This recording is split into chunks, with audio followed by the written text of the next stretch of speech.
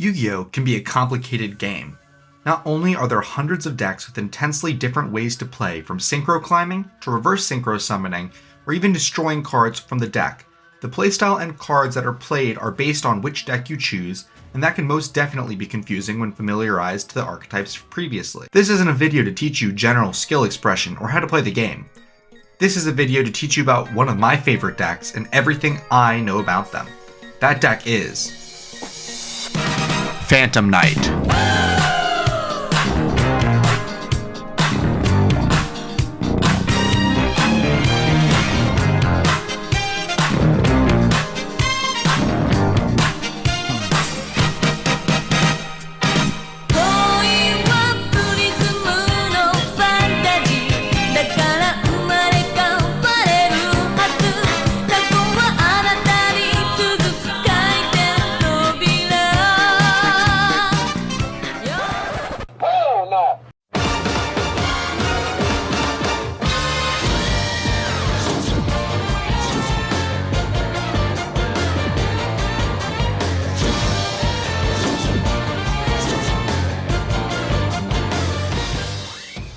A preface before I hop into the discussion.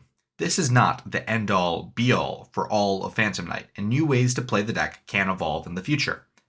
This video will not be going in-depth about specific metagames. I will be going over as many staple cards as I can, but before that, we need to talk about the Phantom Knight's individual cards, and how many of each you might want to play in your deck. Before the video starts, about 96% of you guys are not subscribed. Subscribing and clicking that notification bell does help me out a lot in doing what I really want to do. Thank you guys so much for all the support.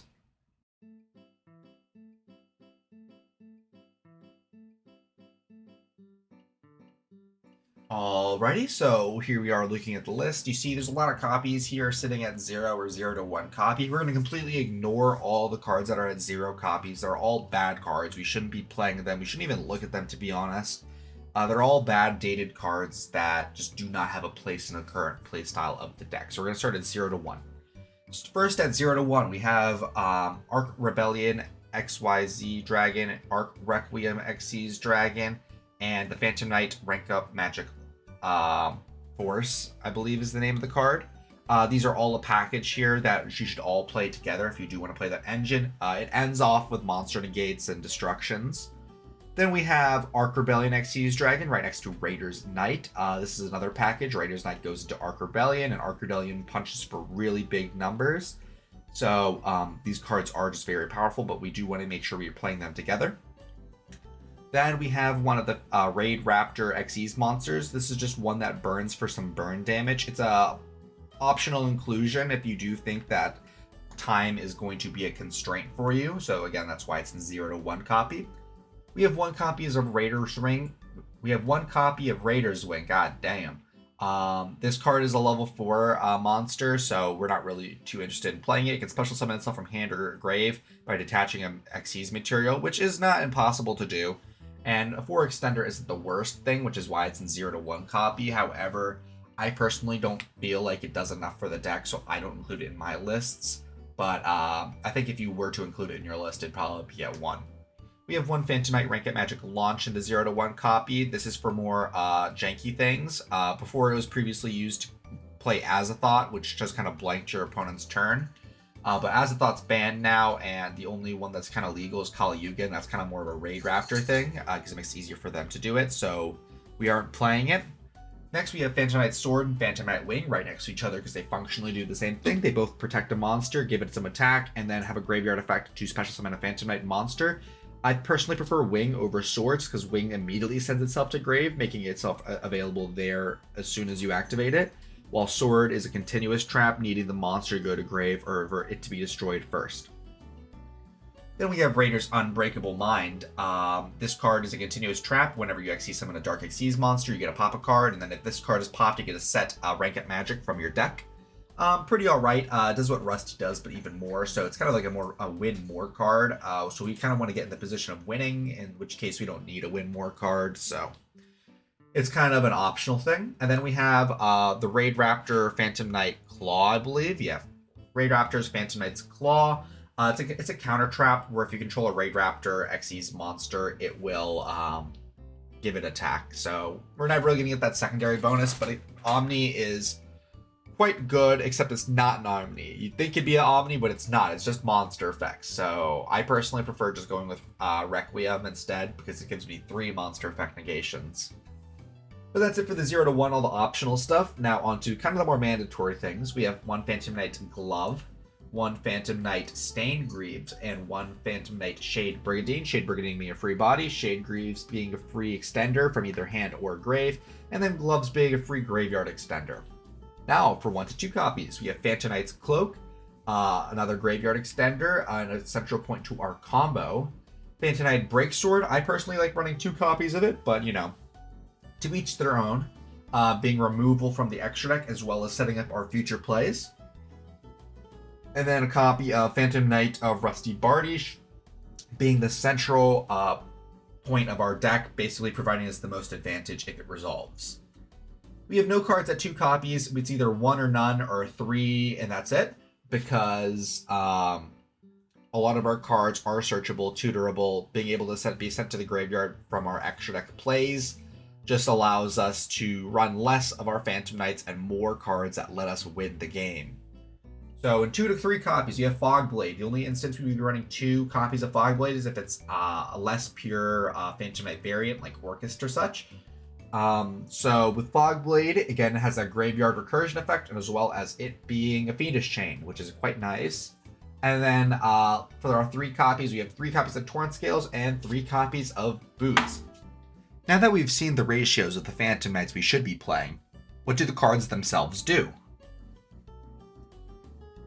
First, with the Phantom Knights, we have Phantom Knights of Torrent Scales. This has an ignition effect where you can discard a card to send a Phantom Knight card from your deck to the grave, except for itself.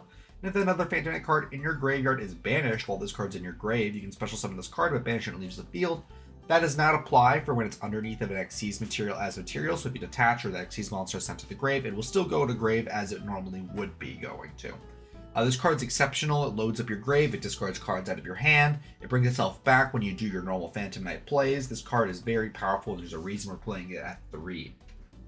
Next, our Phantom Knight Cloak.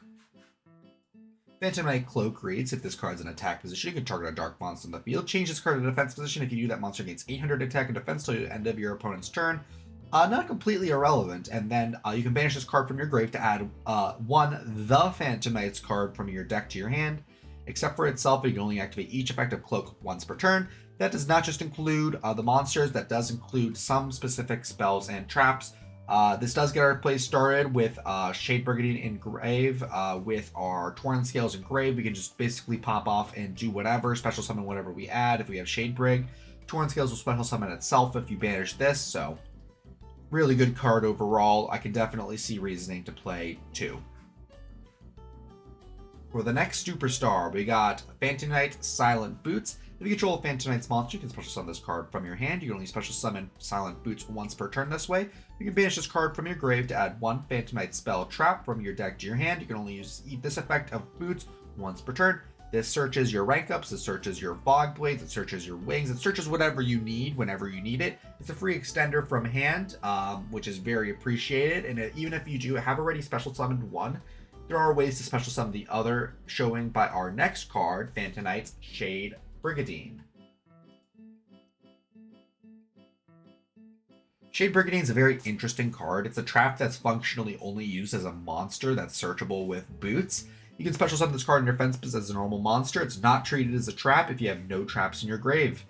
You can activate it to turn the set if you do have no traps in your grave. I apologize. But this card is very powerful. If you have no want to normal summon or your normal summon gets interrupted and you have a Shade Brigandine in your hand, you can keep going if you have a Boots.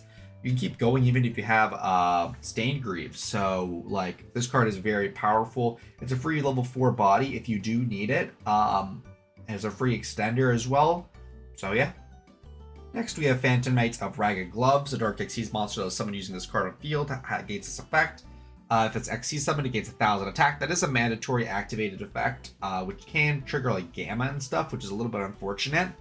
But it also has the effect you can banish this card from your grave to send a Phantom Knight's card, except for itself, to the grave. So it just functionally serves it as any Phantom Knight card while it's in the grave. as well as just functioning as another way to trigger your Torn Scales. We mentioned this bad boy a little bit, Phantom Knights of Staying Grease. If a Phantom Knight monster is special summoned to your field, except during the damage step, you can special summon this card from your hand. Then you can choose to increase the level of this card by 1. Or you could banish this card from your grave, special summon a Phantom Knight monster from your hand, except for itself. And then you can choose to increase its level by 1. You can only use each of those effects once per turn. This card is very powerful, both as being an extender from hand when you special summon a Phantom Knight, not just a main deck one, an extra deck one too, including Rusty. But it also does serve an extender in grave if you have a Phantom Knight that's stranded in your hand, for example, Cloak. Next, we have Superstar Phantom Knight Fogblade. Activate this card by targeting an effect monster on the field. Negate that face-up monster's effects. That face-up monster can't attack, and it can't be targeted for attacks. When that card leaves the field, destroy this card. You can banish this card from your grave, target a Phantom Knight monster in your grave, special summon it, but banish it and leaves the field. You can only use that secondary effect of Fogblade once per turn. You can use the first effect to negate whatever as many times as you want, but the recursion one is only once per turn. This card is incredibly strong, both blanking battle phases completely sometimes, as well as interrupting your opponent. Searchable Fetus Chains are nothing to scoff at at all. And being able to recur stuff from your grave is just an extra cherry on top. Next, we have a copy of Phantom Knight Rusty Bardiche. I apologize for the image quality. This is the most legible one that I could have found. Needs 2+ dark monsters. That's a link 3. During your main phase, you can send a Phantom Knight monster from your deck to your grave, then set one Phantom Knight spell trap directly from your deck to your spell trap zone. If a Dark Xyz monster is special summoned to a zone this card points to, while this card's on the field, except during the damage step, you can target one card on the field and destroy it. You can use each effect of this card once per turn. Being able to both set a card and send a card for its primary effect is incredibly powerful, meaning your opponent's really going to want to be interacting with this card the very most, and you kind of want this card to resolve. However, it is quite nice knowing that people are really only going to be thinking about interacting with your deck in one specific point, being Rusty Bardiche for the most part, and the popping effect is very, very powerful, and it does pair very well with our Fogblade, because our Fogblade can also bring back our Breaksword, which is Xyz monster.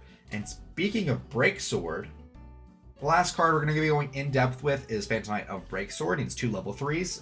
Once per turn, you can attach a Xyz material from this card, target a card you control and a card your opponent controls, and destroy both of them. And if this Xyz summon card is destroyed, you can target 2 Phantom Knights monsters with the same level in your grave, and special summon them, and then increase the levels by 1. And then this is the only card in the archetype that does Dark Lock you.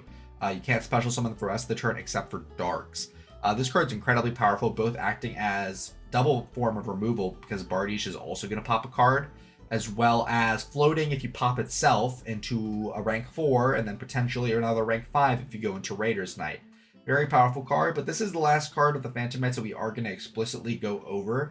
I trust y'all, if you do choose to play this deck, to read the rest, but these are basically all the most important ones to know. Now that we've covered the basic Phantom Knight cards, let us look at what extra deck cards are available for the strategy and which ones you should be considering playing. Alrighty, so these are going to be all of our extra deck cards. I'm going to go from the bottom back all the way up to the top like I did before with the other one. So we're going to go from the bottom. We have that Quantal Whale card. It's a rank 3 that can pop back rows, except we have Breaksword, so we don't really want to be playing that.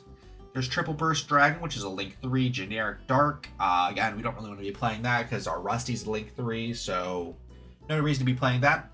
We have both of those Muserhythms that do combo into the Mega Clops right next to it. I really wouldn't recommend playing them. It was an old thing that you could do before, and it was probably one of the better things you could have been doing, but now we have a lot better cards at our disposal, specifically Arc Rebellion and such, so we don't have to rely on those grindy games anymore.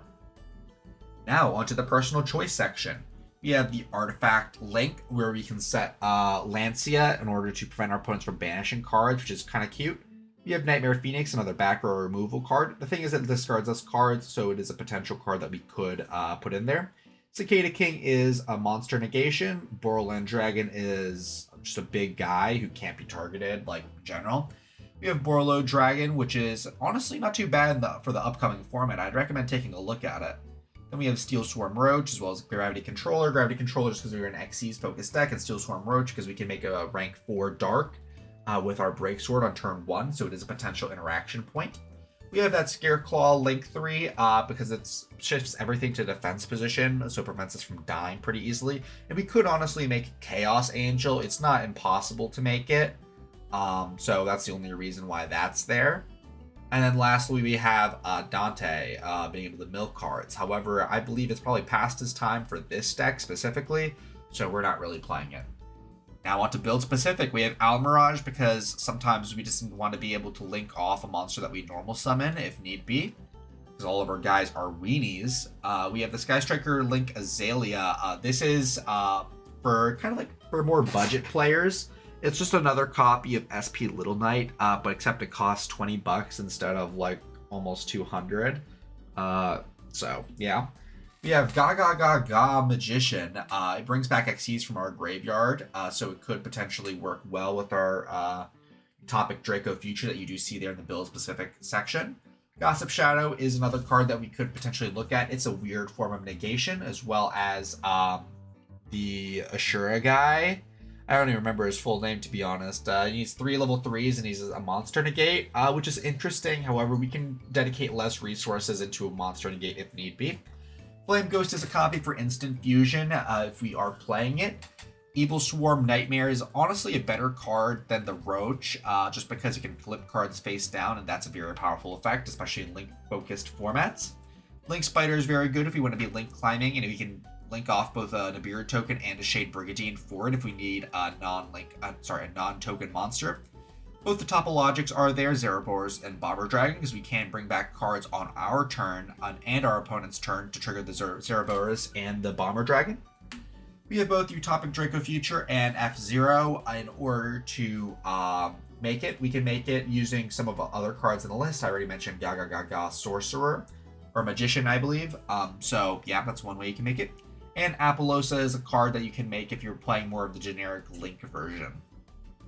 Now for the cards that are strong in all builds. Time Thief Redoer. This is probably one of the cards you want to be sinking that Shade Brigandine into. Basically letting you spin a card off the Redoer, which is very powerful. We have Zeus. We want to make sure we don't get Dark Locked before we make this. However, Zeus is very good at cleaning up sticky board states, especially back row focused decks. Access Code Talker typically is only really going to pop 1 or 2 cards, depending on what we're playing on our extra. However, it can pop up to 3 really. And it's just an overall good card because it can become really big if we're not playing the Arc Rebellion. 1 copy of Nightmare Unicorn, being able to spin back row monsters and pitch cards from our hand, and if it's co-linked we get to draw a card, which is quite nice. 1 Dark, the Dark Charmer Gloomy, lets us rebuild our combos if we do get interacted with or our opponent has a Dark Engrave, because Gloomy plus any Dark turns into Rusty Bardiche, which is quite nice. IP Masquerena we can often finish on if we are playing a deck that interrupted us. We can make an IP Masquerena to go into either SP Little Knight, which is coming up right next, or Nightmare Unicorn, or even the Sky Striker link if need be if we don't run SP Little Knight. Speaking of SP Little Knight, I put it strong in all builds because it's not as necessary in this deck, just because we don't really need to go into IP Masquerena. However, again, it is quite powerful. Oh, I do believe I skipped over Underworld Goddess and build specific. Underworld Goddess is quite good. We do put a lot of guys on board, and we don't lock ourselves until later with Break Sword. So Underworld Goddess can get rid of a lot of problem cards. And then in the non-negotiables, we have Trubany, Ebon Angel of the Burning Abyss. This is the most critical card in our entire deck. It is the card that can't really get interacted with, and I'll go over it a little bit more in depth later. Then we have 1 copy or 2 copies of Leviair the Sea Dragon, being able to recur our banished Phantom Knights onto our side of the field and loading them back into our grave. And then Typhon, a dark monster that we can just put on board if our opponent popped off during their last turn, allowing us to hopefully break their board a little easier. Now that we've covered the extra deck, the main deck might need a little extra push to go even further beyond. In order to do that, we need extenders and starters outside of the Phantom Knight core package. Let us look at them now. As you can see, there aren't really too many options for our extenders, to be honest, that aren't like fitting into an engine of some sort. So let's go down up the list rather. We got Gallus the Star Beast. It needs to reveal a monster and it can burn. We are not playing such a high density of monsters in our main deck. So it's not especially the best, but it can, burn again in time and special summon itself as a level 3 monster, which is quite nice. We have Instant Fusion, which requires an extra deck slot, and it's a 1 of in the main deck, so honestly, I'm not really leaning towards that too much. But again, it can be another level 3 monster. You have Junk Forward, being able to special summon itself from your hand if you control no monsters. Just being able to start off your turn with a level 3 monster on field is pretty good. Then we have Virtual World Nyan Nyan, being able to be both a card that we can get off Emergency Teleport, which you can see up next, as well as being a card that can recur itself from the grave one time, but then lock us into Xyz monsters right after. However, that's pretty much all we're going to be making in our late turns, so not really too much of a downside. Then we have Emergency Teleport. It should be a little bit higher up, however, it does lose to Ash Blossom. It makes your hands lose a little harder to Nibiru and such. So there is that. However, Emergency Teleport's just an incredible card. That's it for our B tier. Now onto our A tier. We have Psychic Wielder and Tracker, both level 3 psychics that can special summon themselves from your hand if you control a level 3 monster. Very powerful cards. They're cards you can summon off of Emergency Teleport too, because they are psychics. Then we have Dangerous Tsuchinoko and Jackalope. Tsuchinoko being the better one because it doesn't need another Danger to resolve, and Jackalope being able to potentially resolve its second effect if you didn't draw the Tsuchinoko. And then lastly, sitting alone at the top, reigning champion Kagemucha Knight. Incredible card. Chain blocks your cards that activate on normal summon. When you normal summon a card, you can special summon Kagemucha Knight from your hand, and it can chain block stuff. I've already mentioned it, but I'm going to mention it again because it's really important, the fact that it can chain block things. And it turns every level 3 in your deck into full combo functionally, because it's a second level 3. All you have to do is normal summon one, and Kagemucha Knight's coming out. As some astute viewers may notice, some key cards are missing. Let's cover the packages we can play in the deck. Packages referring to the large suite of cards that we can include to make our deck play a little differently than the other versions of the deck. Alrighty, so here are going to be all of our packages per se. Starting at C tier, we have our Destroy Phoenix Enforcer package. That includes Fusion Destinies, Celestial, and probably either Plasma or Dasher. For Phantomite, probably leaning closer on Plasma because you can actually summon the thing, which is quite nice. The engine itself is pretty lower powered now that we do not have access to Verte Anaconda, so we can't access the engine very easily. However, if we do just open the Fusion Destiny, it is quite nice to get it off still. Next, we have our tier limits. Tier limits overall, the main synergy is Havness is a level 3 monster that can special summon itself from hand. Sheeran can mill cards while dumping our Phantonites from hand. That's pretty much it. That's pretty much all the synergy. So it would literally be like 3 Perliano, Havness, and then Sheeran. Again, it's not the best thing, but again, not the worst either. Havness is functionally a hand trap. It mills you some cards, and it could potentially mill you, like, for example, a Fog Blade plus a Torn Scale plus another Phantom Knight. Best case scenario, being able to get you 2 guys on your field on turn 1 plus the Havness, which is quite nice. But again, I don't think it's necessarily the best thing you could be doing. In B tier, we have Punk. You can access this with the Emergency Teleport, and it can give you rank 8 as well as a level 3 body on field, or it can make you a rank 10, being a Baron, being a a pre-combo negation for Nibiru to play around it. So it's not the worst thing ever. However, it does play into Droll, which isn't the best. And we have our World Legacy, cards, I guess. I see a lot of people online playing, once it got unbanned, in the deck playing Carbonetta to send off of Cherubini in order to make an IB in order to pop off and do synchro plays again with the Baron. I honestly don't think it's better than the Punk version, just because Punks are more accessible from the main deck. However, I'm not going to write it off, so I'm going to put it in the same tier as Punk. Sitting right next to it comfortably is Orchest. There is pretty good combos with Symbol Skeleton being a level 3 monster, being able to send it off of Cherubini. They're all darks and such. And Dingirsu is a dark Xyz you can bring back to Rusty Bardish Link Point. However, I don't think Orchest is necessarily the engine to splash in with the deck, just because it really limits your plays and makes the deck a lot brickier than it was before. That's what the Orcus typically tend to do. And then lastly, in the B tier are Runics. The Runics are level 2.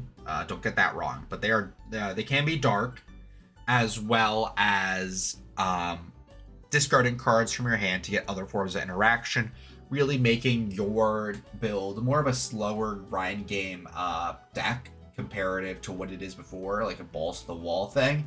And it does, the Phantom Knights do allow the Runics to kill your opponent in one shot with the Arc Rebellion. Sure, you might not be able to attack with it, but you can keep using its effect twice in a row in order to make it like astronomically big, so it doesn't really matter. That's it for B tier. Now on to A tier. On A tier, my personal favorite, we have the Tour Guide engine. It's triple Tour Guide, a Graph, and a Seer. That's it. 5 cards in the main deck, but it really significantly increases the power, especially if you're playing 3 Kagamucha Knight. It can chain block your Tour Guide and really bump up your combo. We'll be going over Tour Guide, Kagamucha Knight combo a little bit later. However, it does get overshadowed by number 1. In S tier, we have Horus. Being able to discard your Phantom Knights, make rank 8s, make a monster negate before your 5th summon. It kind of does everything. The only reason I'm personally not looking into it is the price tag. That's the main reason people like playing Phantom Knight, is the pretty low price tag associated with the deck. And the Horus cards just completely change that, morph it, and now if you play that version of the deck, that version is extremely expensive. So have what you will with that. Now that we've identified all the ways you can build the core of the deck, let us discuss the non-engine.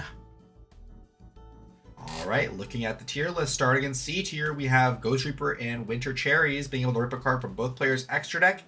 You can rip out an SP Little Knight, however, it's not really a hand trap that you want to really be using. Not exactly right now, unless more decks start sharing more extra deck space with us. SP Little Knight and Typhon are really the only cards you can rip out. Sitting next to it comfortably in C is Lancia. Again, we can play it in the weird artifact version. However, our format, people aren't really banishing things too much. It can stop SP, which is nice, but it is situational at best.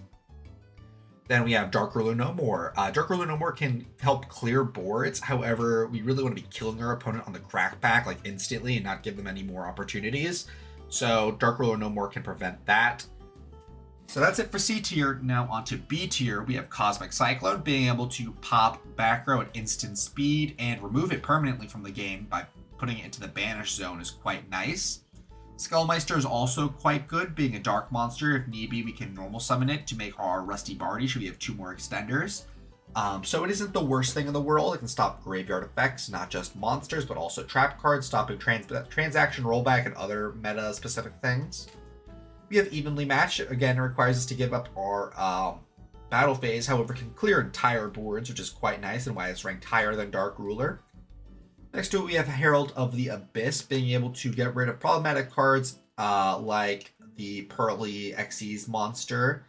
But as I mentioned previously, we can have the ability to play Underworld Goddess. So if we feel like we have issues removing them or we can't play around them, we would rather side in Underworld Goddess because it's an extra deck way to get it. So it's accessible to us at almost all points in the game. And then sitting comfortably in B right next to it is all the Bystials. It's just Magnum on there. But the Bystials can be quite good in our deck. We can make a Beatrice with them under best case scenario.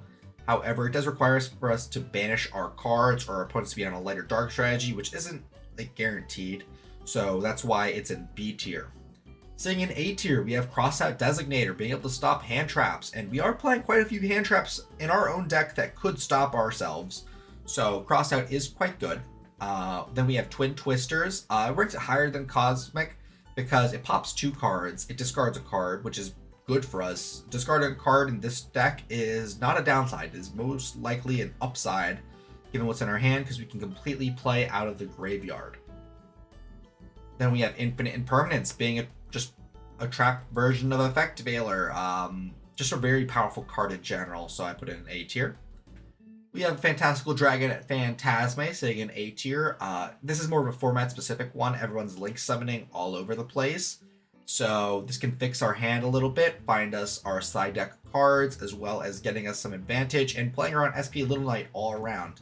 Pretty good card.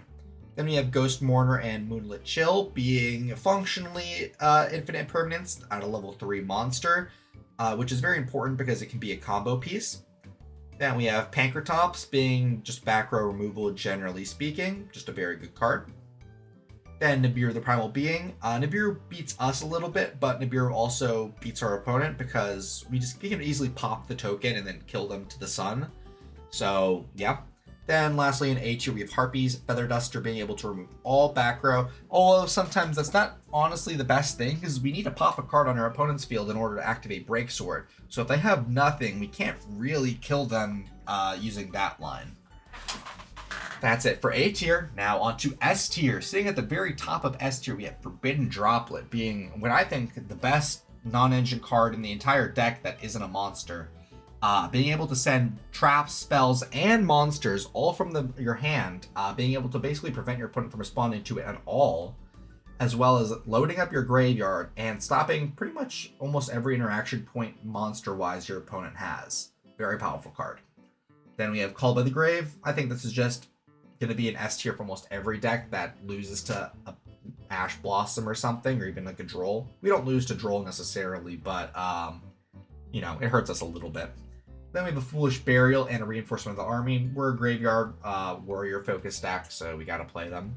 Then we have Ghost Ogre and we have Ghost Ogre. Ghost Ogre is a card we can summon off of E-Telly, and unlike the other Ghost Sisters, it can actually activate its effect on field, which is quite nice. So it can actually be a form of interaction if we have everything we need and an E-Telly. We can special it out on our opponent's turn just as another interaction point.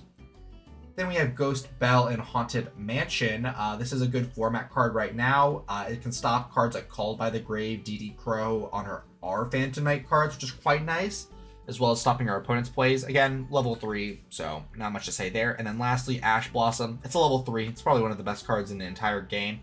The only thing is it's a fire, so we need to play around the fire decks if we are playing it. Now that the core of our deck is complete, let us find out how to really play the cards. I mentioned some engines in this video, but I'll be going over the Tour Guide engine and the pure extender version of the deck. If you'd like a part 2 to this video going over the other versions of the deck, please let me know in the comments. Alrighty, welcome back guys. So this is going to basically be a pure Phantom Knight core. This is basically what you're going to want from every Phantom Knight deck functionally. Again, you can cut a couple cards here and there, but this should be the core of almost every Phantom Knight deck that you guys should be making. It's going to be 3 Torrent Scale, 3 Boots, 1 Cloak, 1 Staingreaves, 1 Gloves, triple Kagamucha, Foolish, Rhoda, Wing, Brig, and then triple Fogblade, and the extra being a Cherubini, IP, SP, Rusty Bardiche, Unicorn, Leviair, and Breaksword, and the potential to put Arc Rebellion, Raider's Knight, and then the Rank Up Magic into either Requiem or whatever.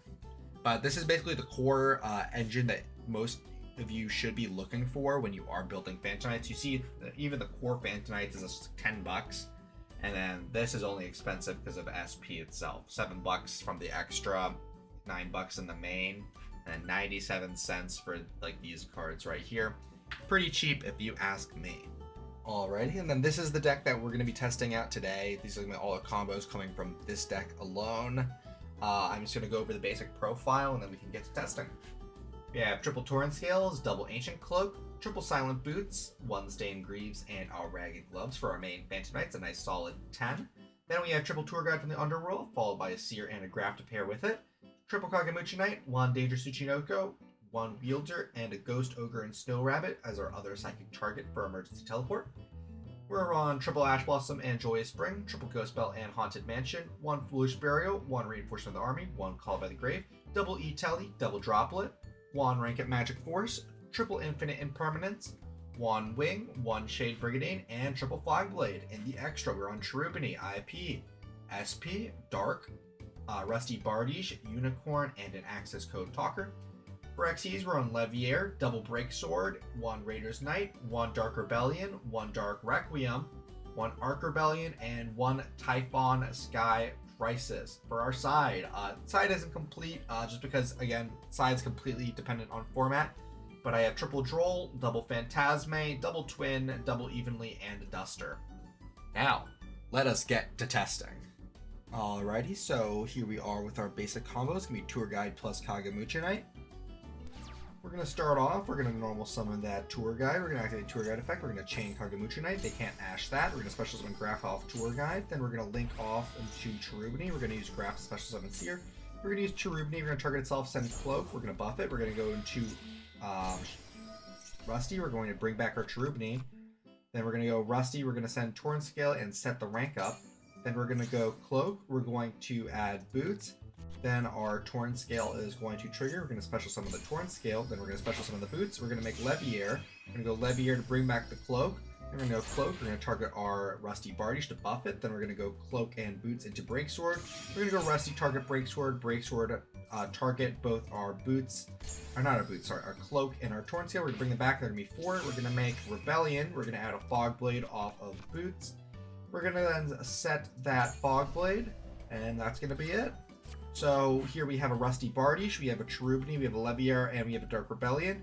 We have a Fog Blade face down and a Breakup Magic. Our graveyard does contain Phantom Knight, so if we manage to send that Fog Blade to grave and we can't trigger our Rusty Bardish off of our Requiem, we can always bring back the Break Sword if our Fog Blade gets sent to grave in order to trigger our Bardish that way.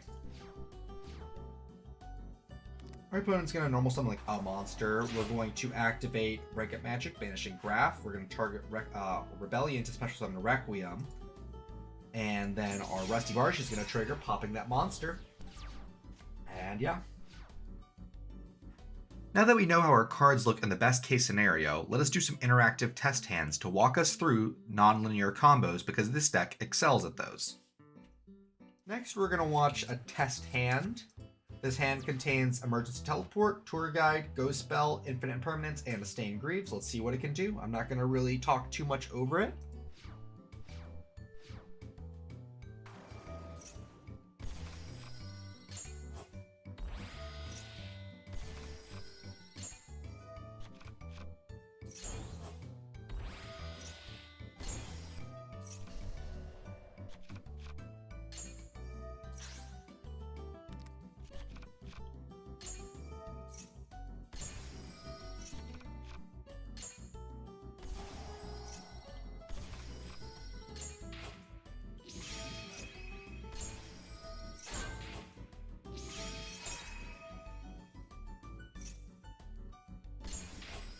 And as you can see, we are ending on pretty much the exact same board as we did before, except with another Infinite Impermanence and a Ghost Bell in hand. Deck's pretty consistent. Almost every hand can get to this point or point someone like this point. Now for our second test hand, we are opening double Emergency Teleport. We have one of the E-Tele targets in hand, plus a Shade Brig. Not really the best, but let's see what we can do. We're going to go into Cherubini. We're going to go Cherubini, send Graph. Graph is going to summon Seer. Then we're going to make Rusty, and then Seer is going to bring back our Cherubini. Then we're also going to trigger our Stained Greaves to special summon itself because we special summon the Phantom Knight. We're going to send our Cloak. We're going to set a Fog Blade. We're going to activate Cloak. We're going to add a Boots. We're then going to special summon those Boots because we control a Phantom Knight. We're going to make a Leviair. We're going to bring back that Cloak back, and we're going to go Cloak buff, and then we're going to make an IP Masquerena. We're going to set a card. We're going to add another Fog Blade. And what we are ending on is we are ending on an IP Masquerena, another card that we can link off with that Masquerena. We have Rusty Bardish still on field. We have 2 Fog Blades and an Infinite Impermanence. So we have 4 different interaction points with our opponent. And we have our graveyard set up with a Cloak for next turn.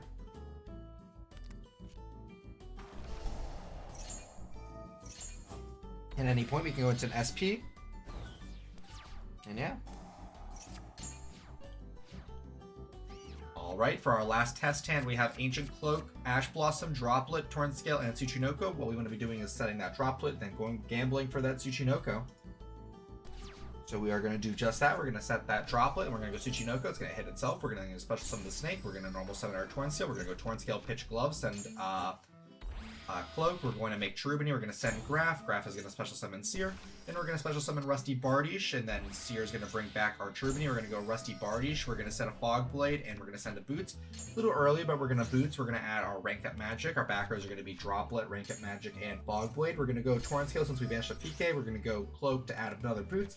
We're going to special summon that Boots, then we're going to make a Leviair, we're going to bring back that Cloak, we're going to activate that Cloak, target that Rusty Bardiche, we're going to activate Gloves, send Wings, we're going to use Wings to bring back our Torn Skill, we're going to make a Break Sword, we're going to go Rusty Pop Break Sword, we're going to go Break Sword, bring 2 back, and we're going to make a Rebellion. And this is pretty much the exact same board as our combo tutorial, so as you see, the deck is pretty consistent in doing this one thing if this is the one thing that you want to be doing.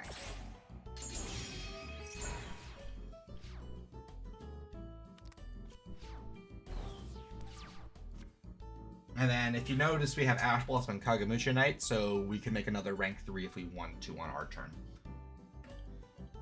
This was just a very basic overview, and you most likely will not be able to pilot the deck at full capacity off of just this video. But this video did not attempt to do that. I want people to know that right under the surface of the metagame, there are so many decks that are functional and playable at slightly lower power levels that test differing skills. The real secret sauce to perfecting a deck is playing it over and over and over again, until you internalize the nuances of the deck and really tame the beast that is Phantom Knight.